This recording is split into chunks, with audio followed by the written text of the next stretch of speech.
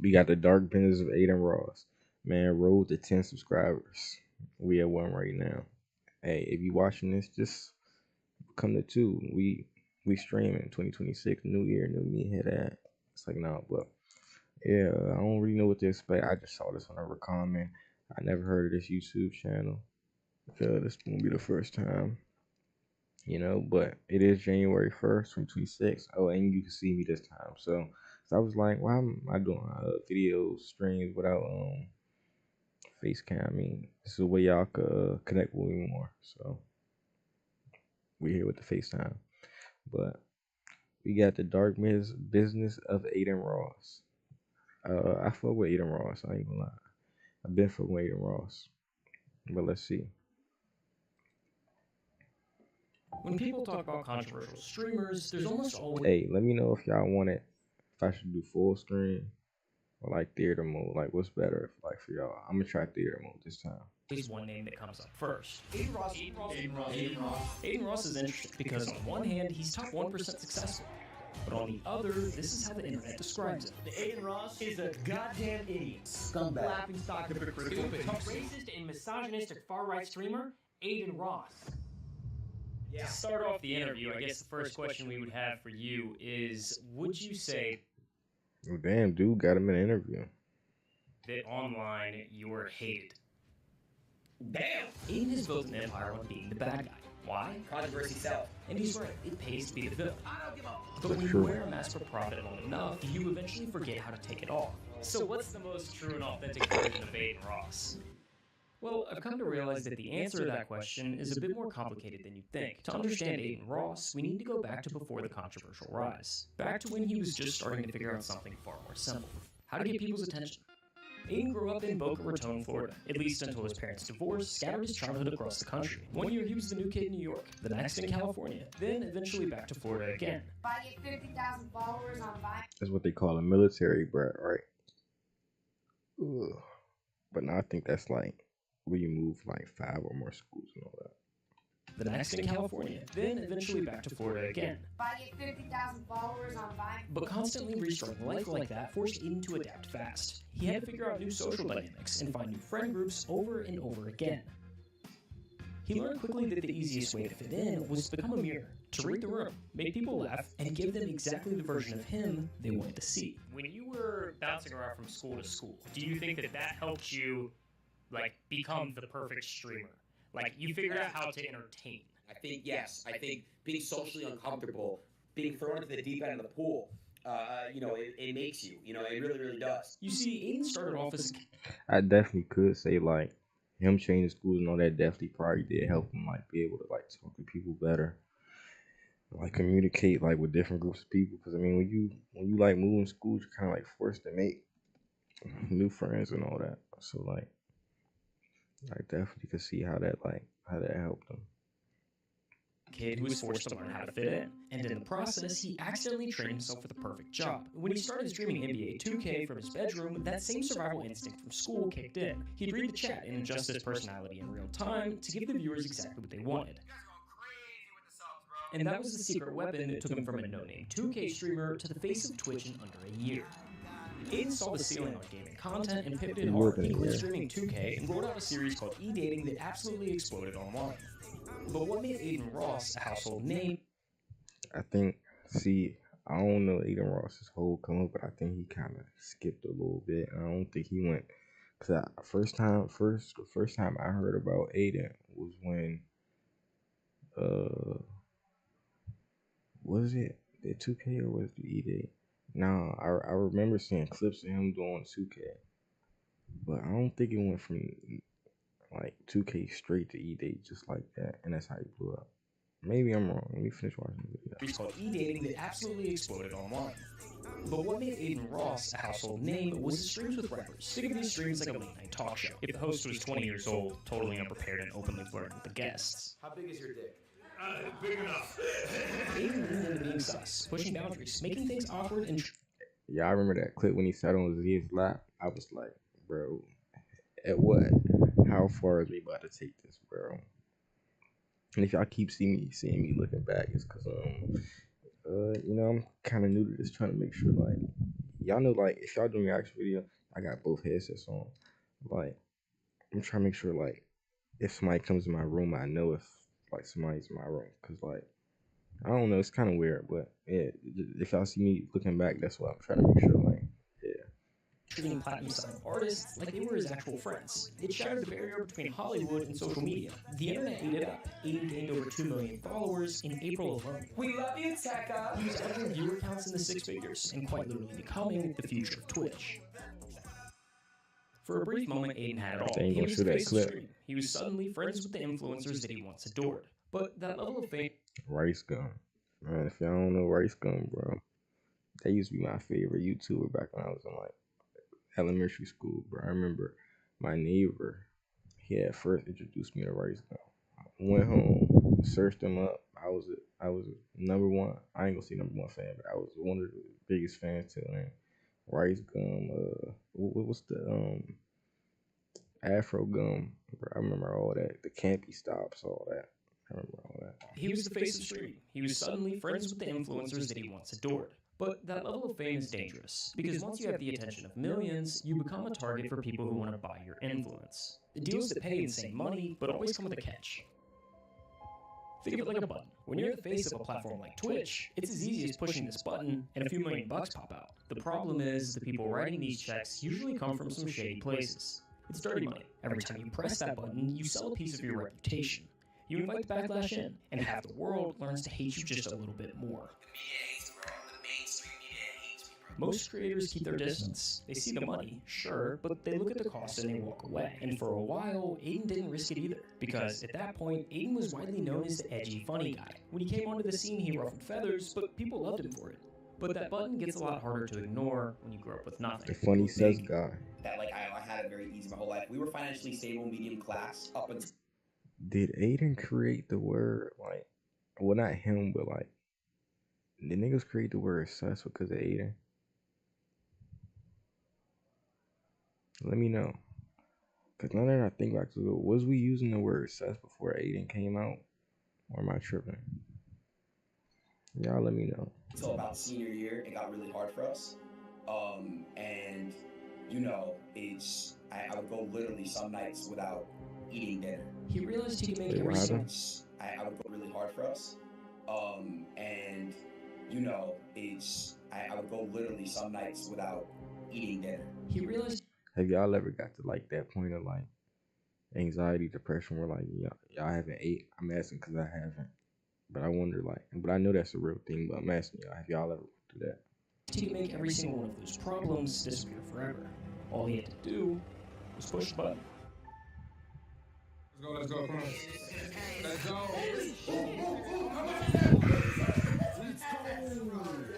The temptation became too irresistible. Adin took a massive sponsorship deal with Roulette, one of the earliest online crypto casinos, and suddenly he's gambling live on stream for insane amounts of money. Tens of thousands flying into cartoon slot machines while thousands of... My goal was that shit. I do some gambling things. I ain't really a gambling type. I mean, I used to do the parlays. I'm about to start back, by the way. But shit. Hey, Stake, DraftKings, FanDuel. Hey, hit me up, man. Hit me up. Viewers watch.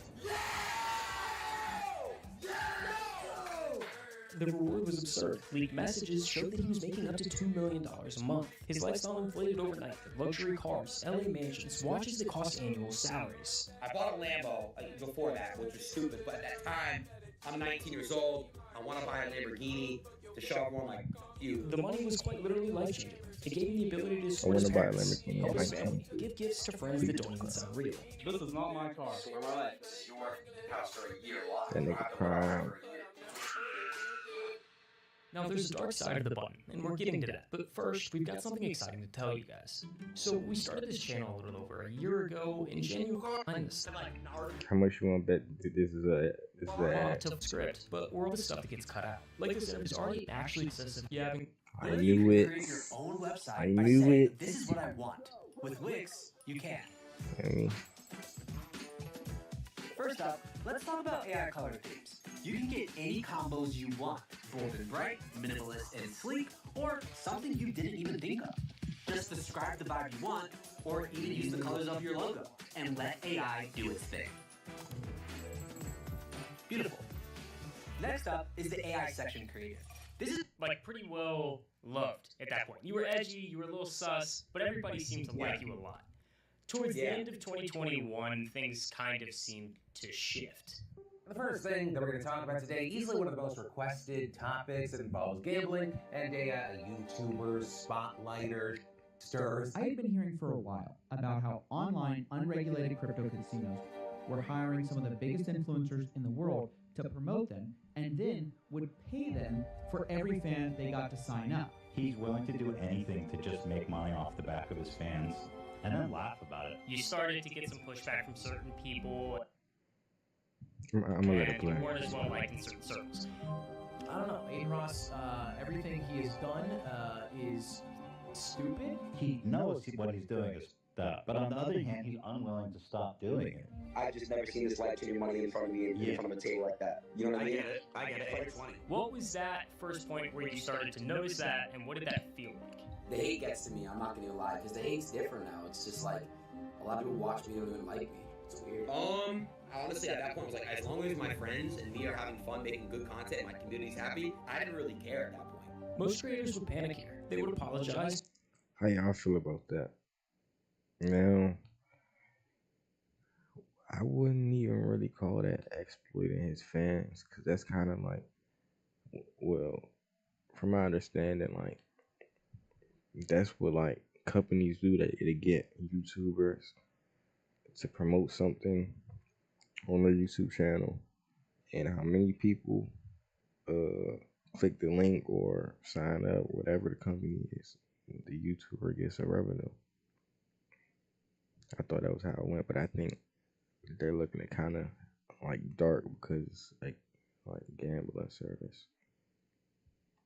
Pivot to save content or try to win the internet back.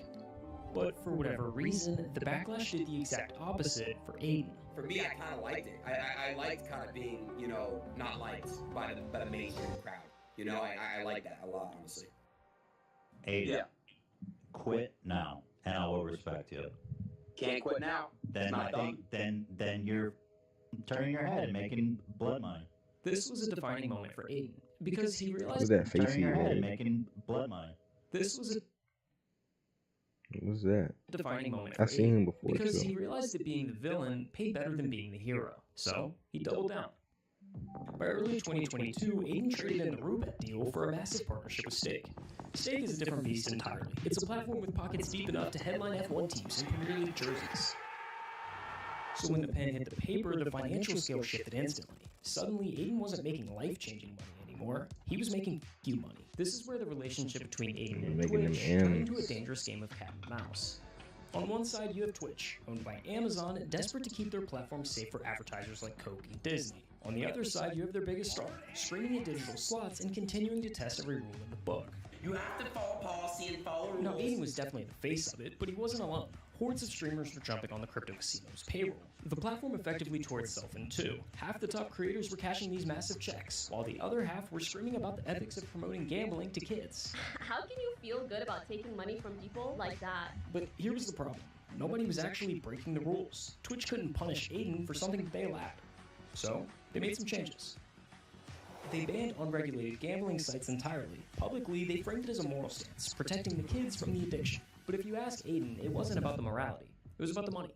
How did that all play out behind the scenes? So, Pokimane, Hassan, they pushed for Stake being banned on Twitch. Okay. I was in the gym and I got a text from someone on my team. Just got off the phone with Twitch. They're not banning Stake, bro. No work. They banned it 30 minutes later.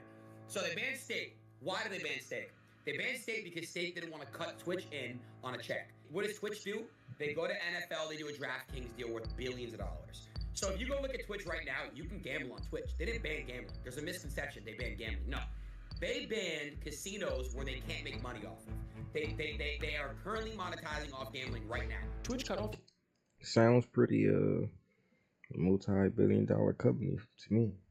They can't make money off of. They are currently monetizing off gambling right now. Twitch cut off Adin's gravy train, so he had to pivot. But he didn't go back to gaming, and he wasn't all that into the rapper streams either. So he reached out to the one guest that nobody else dared to touch. The fastest selling mouse backpack ever is finally back in stock. This mouse backpack is the best I've ever used. Earlier this year. I see you all over everywhere. You're like the number one person right now. You know, no dick suck. Like, bro, like. Yeah, Give yourself in a trait. The internet's mine, all of it.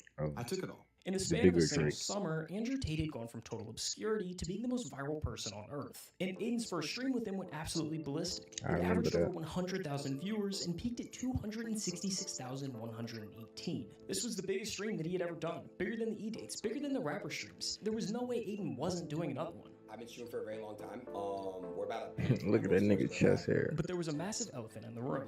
Andrew Tate was one of the most, if not the most controversial person on the planet at the time. And that gave me to mention.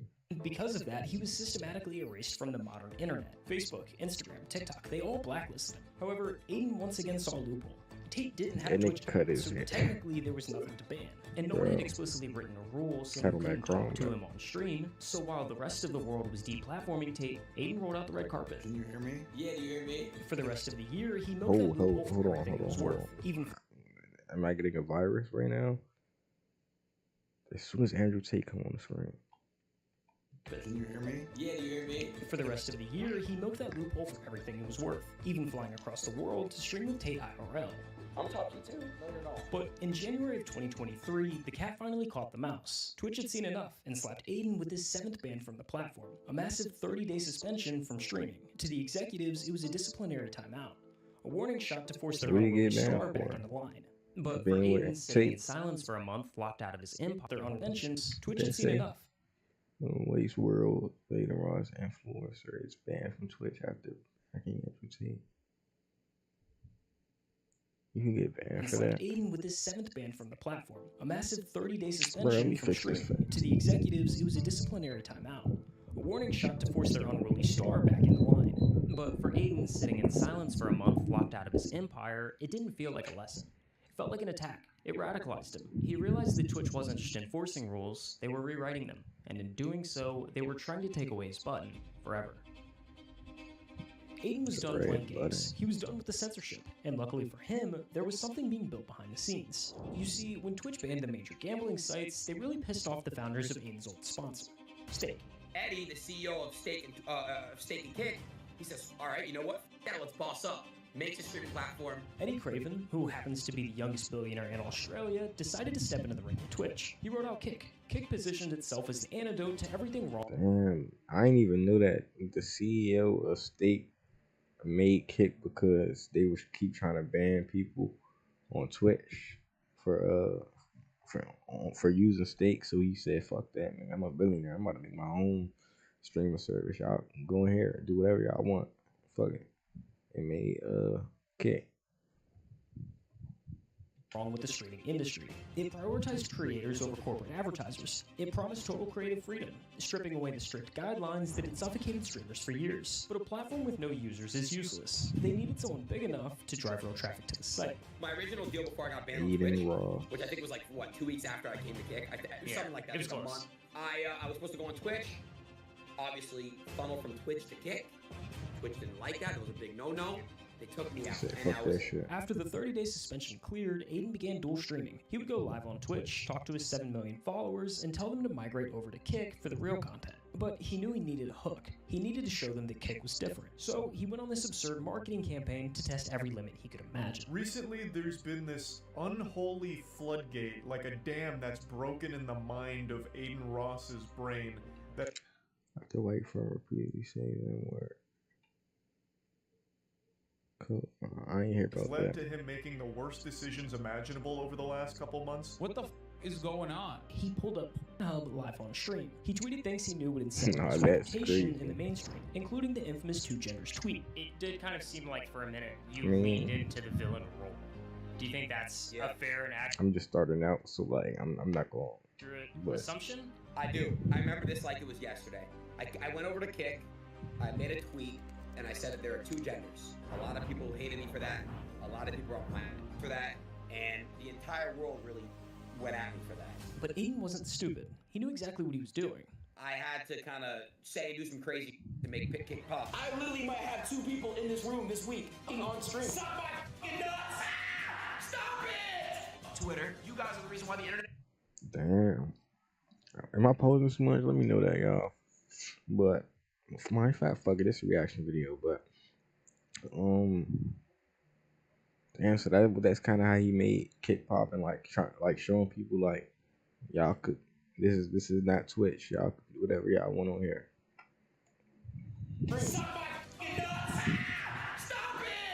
Actually, free girl, huh? Actually, oh my god. He was proving the point. On Kick, you can't be canceled. There's no terms of service over there. You guys can say whatever you want on my chat. Nobody can get banned. But on Twitch, you definitely can. This is cancel culture. I'm gonna cancel culture. I'm Adin Ross, and Adin Ross is gonna say what the he says. In late February 2023, amidst the chaos of his marketing rampage, Twitch had seen enough. They issued his 8th ban. This time, it was permanent. Imagine being able to build an app Hey, with your 2025, he got on banned from Twitch though. Base 44, a complete AI creation platform. A lot of the people on the Kick side of things loved it. And they kept, endorsing it a little bit. Like, oh, yeah, you got it. We love it. Controversy sells. And it did. And Kick is very successful because of that. So the bridge was burned, but Adin was standing on the other side, holding the match and laughing. He had successfully migrated his audience. Kick's user base exploded, growing over 400% in months, largely off the back of Adin's controversy. By mid-2023, Adin Ross had achieved something that is statistically impossible in an influencer economy. He had been banned, deplatformed, and labeled a public enemy, and yet, he was bigger than ever. Too far? I don't give a... Cancel me, I don't give a... In any other story, this is the part where the creator gets humble. They apologize. They try to rebrand to save their career. Did you feel like that backlash was, deserved? No, I don't. I think that the things I say and the things I do is what 90-something% of the streamers and the online people say off camera and do off camera. He realized that on Kick, there were no referees. He had equity, he had a contract, and most importantly, he had an audience that followed him because of the chaos, not in spite of it. He was technically uncancelable. So instead of pivoting to safety, he started treating real life like a side quest. He launched a boxing promotion company cleverly named Brand Risk. He saw the massive numbers in influencer fighting and decided he wanted to own his own league. Netflix most valuable promotion, Jake Paul versus Mike Tyson mega event, makes history with over 108 million live global viewers. This was his crack at trying to build $1 billion business that could outlast his streaming career. That fight was definitely not on Brand Risk. That shit was on Jake Paul versus Netflix. Mike Tyson mega event, makes history with over 108 million live global viewers. This was his crack at trying to build $1 billion. Hey, go for her. What do that got to do with the video? Nigga, that was on Netflix. I perfectly remember that. That could outlast his streaming career. I launched a brand. My Brand Risk brand. He revamped the rapper streams at the highest of levels, bringing on names like 21 Savage and Playboy Cardi. He pulled off the biggest stream of They his both life, an scammed interview with his Donald ass. Trump that peaked at over 580,000 viewers. He was untouchable, but when you beat the game at 22 years old, you run into a new problem. It's not cancellation, it's boredom. I couldn't realize it, but when I was grinding, that was like the peak feeling of me. When I was accomplishing all this stuff, I got this and I got that and I did that and I did this, and I just feel like I've kind of already conquered a lot of the things, like at a really young age. Sure. And what does it feel like to conquer things at a young age? I don't know. I honestly, man, it's thought because honestly, like that's what drives me crazy sometimes. Like, what do I do now? This explains the erratic behavior we saw throughout 2024. The cycle wasn't about him trying to change and failing, it was about him trying to feel something. He would announce that he was retiring, then come back a week later. He would say he's moving back to Miami to find his roots, then fly back to LA. He would swear off gambling, claim that he was done with the toxicity, only to sign a new deal with Stake or Rainbet just months later. To the audience, it looked like a struggle for his soul, but to Adin, it was just content. Every time I had trauma, I put it in my back of my brain. I'm very desensitized. My brain is very desensitized. He had pushed the button so many times that the lights didn't look as bright anymore. It's super hard for me to sometimes feel things. I don't know. It's almost like I'm emotionless. Like I feel like I beat the game. And that's a dangerous place to be, because when the normal thrill wears off, you have to raise the stakes just to feel the pulse. You said that a lot of He people... should have said no pun intended right there. You have to thrill wears off, you have to raise the stakes just to feel the pulse. You said that a lot of people can't hate you online because they don't know. I ain't talking food. I just fuck that bitch. I just stay, but I don't know that. I don't know so much. The real you. And has... At the time, you definitely said that you were leading into the villain role. Have you pulled back from that villain character? And are you... No? Nah, I So, love being the villain. so what's the most true and authentic version of Adin Ross? I think now. I think the fact that I would do a stream with 6ix9ine if he calls me up tomorrow. I think the fact that I would do a stream with anybody. I would do a stream with Jeffrey Epstein if he was still alive. Just a question. I'll do a stream with Diddy. No, I'm not joking. People that genuinely have been That's journalism. completely stripped from platforms and affected in their real life, they deserve some chance of speaking. They deserve some way of talking.